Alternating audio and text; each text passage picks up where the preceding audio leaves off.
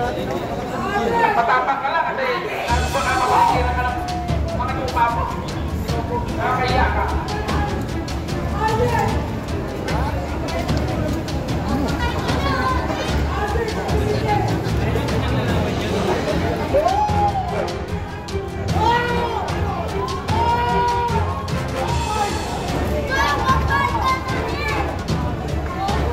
Nakakalungkot man pero hindi nahihiya. Ano ba? Anong kasalanan namin? Kami ang binigay sa inyo ng sahod, ang taxpayer. Kami ba ang bantayan ninyo? No! That is not your constitutional mandate.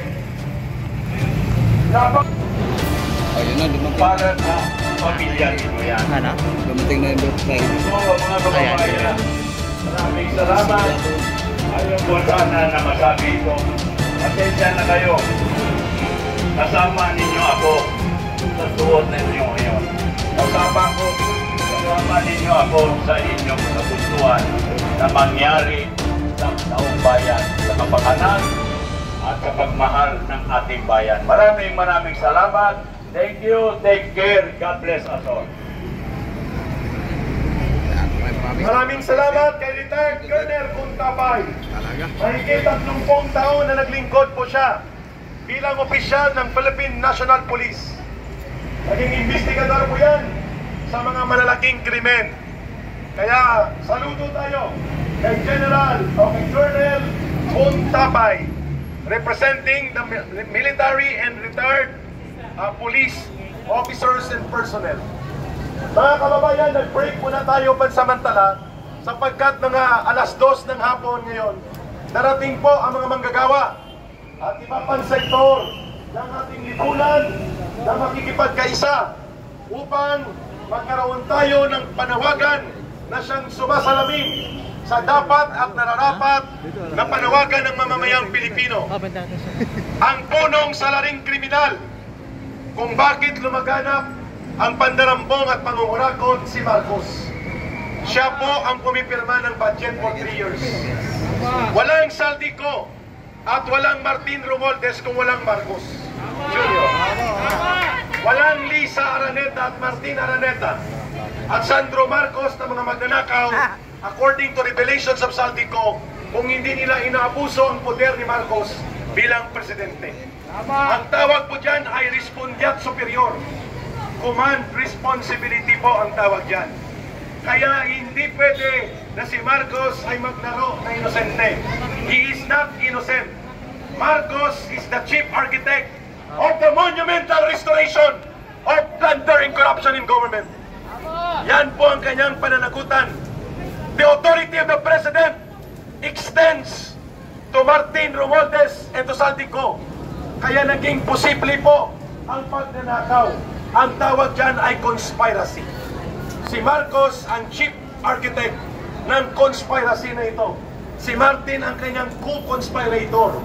Si Saldico, butigero, bangkero, at executor. Ibig sabihin po, mali si Ping Lacson. Hindi kumo walang affidavit na pinirmahan si Saldico ay hindi na siya kapanipaniwala. The most credible witness to a crime is the criminal himself. Yan po ang kategorya ni Saldico. Ang kanyang knowledge of the execution of crimes being perpetrated by Marcos is undeniable. Kahit wala ang affidavit ni Saldico, hindi mapasusubalian na ang kanyang testimonya na kapatay sa kanyang direktang kaalaman at direktang partisipasyon sa krimen. Yan po ang tinatawag na affirmative declaration of testimony. Tinatanggap po yan sa korte. Kahit walang affidavit, direct testimony po yun na si Marcos ang mastermind. There can be no crime without a mastermind. Kaya mali ang sinasabi ni Senator Lacson na sobrang sipsip kay Marcos ngayon. Ang sinasabi niya, as long as walang affidavit na pinirmahan si Saldico, yan daw ay walang probative value. Pa-English ka pa. Ang ibig sabihin, walang pakinabang, walang bigat ang salaysay ni Saldico. Ang tanong kay Lacson, bakit? Miyembro ka ba ng sindikato ni Marcos? Yes! Si Saldico, miyembro ng sindikato ni Marcos at Romualdez. Money speaks! Dapat mas mapananiwalaan at mas mapapakinggan na may punto ang mismong sangkot sa krimen. Di po ba? Kaya mali po ang panawagan na walang pananagutan. Mayroong dapat managot at ang mananagot si Marcos. Kaya nga dapat ang panawagan ng taong bayan kay Marcos ay ganito: Marcos, sumuko ka na! Hindi maririnig. Isa pa. Marcos, sumuko ka na! Oh, ngayon na! Isa pa. Marcos resign, aristuhin, ikulong sa selda 13. Marcos resign, aristuhin, ikulong sa selda 13.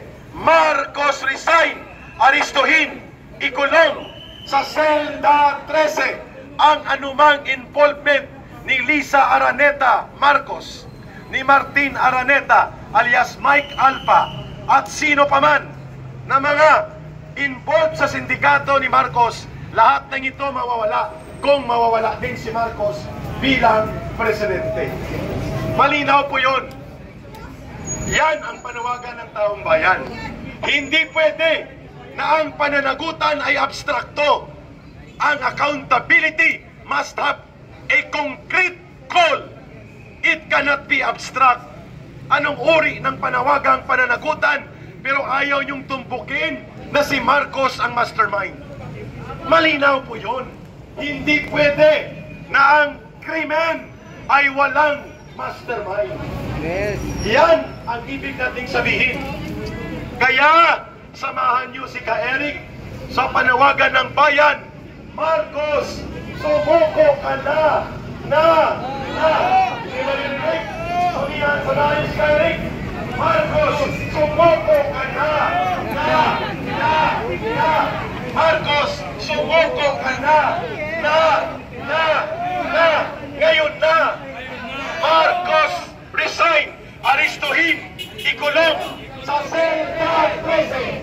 Marcos, resign, aristuhin, ikulong sa selda 13.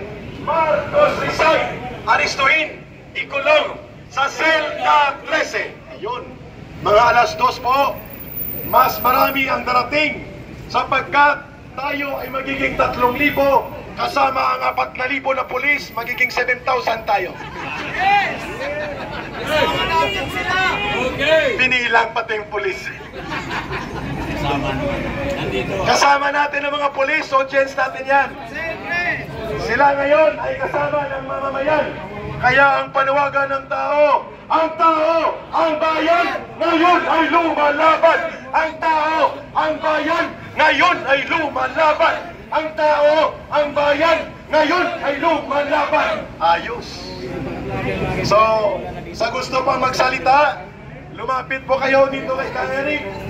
Pwede kayo magsalita, huwag lang magmura. Huwag allowed lang magmura, si Tigong. Tayo po ay hindi magmumura. Halika, nanay. Dali.